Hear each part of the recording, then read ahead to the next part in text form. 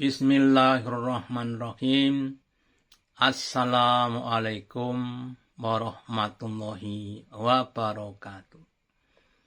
Bapak, Ibu, Saudara yang dirahmati Allah Ta'ala, apa yang dilakukan oleh kebanyakan orang ketika mendengar saudaranya sakit?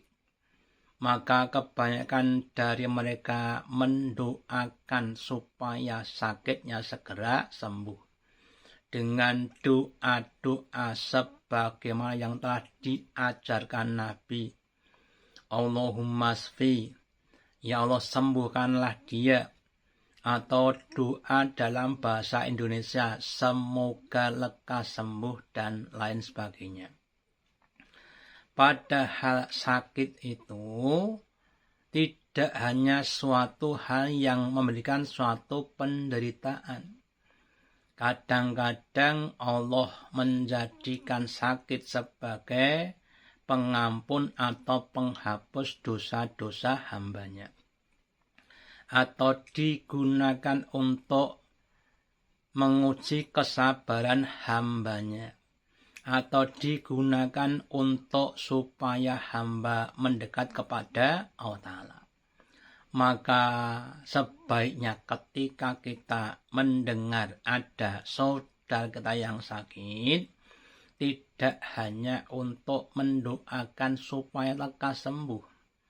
Karena Nabi juga bersabda bahwa tidaklah seorang hamba yang muslim, ma min muslimin, yang terkena suatu penyakit atau musibah, meskipun tertusuk duri, kecuali musibah atau sakit tadi akan menjadi penghapus dosa-dosanya.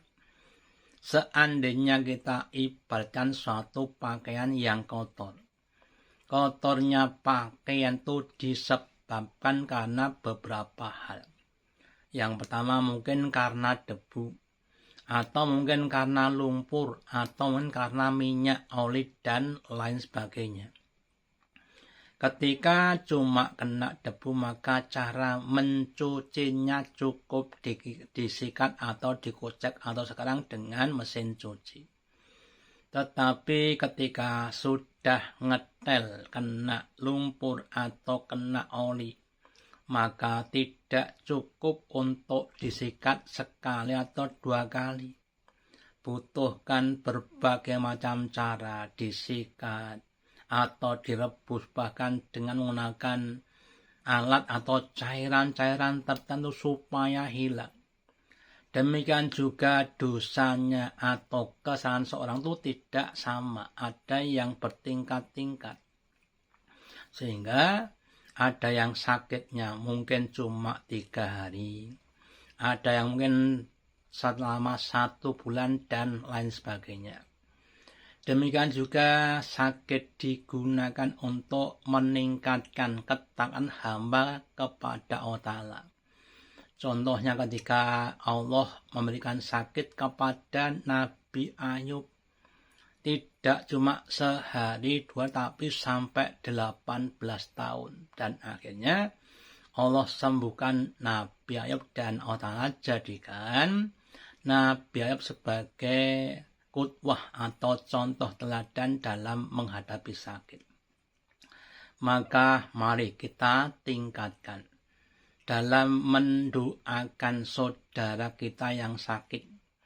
Dari yang semula hanya mendoakan supaya lekas sembuh, kemudian ditambah dengan diberi keridhaan, supaya orang yang sakit tadi ridho menerima ketetapan Allah, yaitu sakitnya.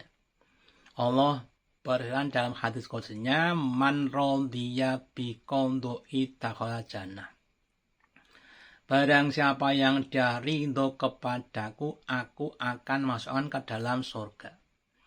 Yang kedua, supaya diberi kesabaran.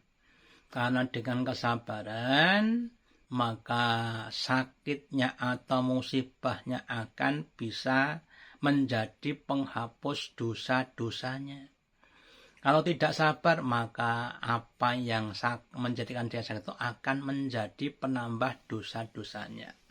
Kemudian baru kita doakan supaya sembuh, dan kemudian didoakan supaya Allah Ta'ala memberikan ganti dengan yang lebih baik. Jadi setidaknya ada 4 perkara yang semestinya kita doakan untuk orang sakit. Yang pertama, diberikan kerinduan. Yang kedua, diberikan kesabaran. Yang ketiga, diberikan kesembuhan. Dan yang keempat, diberikan ganti yang lebih baik dunia sampai di akhirat. Semoga dengan doa-doa kita tadi, si sakit bisa semakin ridho, semakin sabar, lekas sembuh, dan diberi ganti yang lebih baik. Dan doa kita bisa menjadi amal saleh kita di hadapan Allah Ta'ala. Wassalamualaikum warahmatullahi wabarakatuh.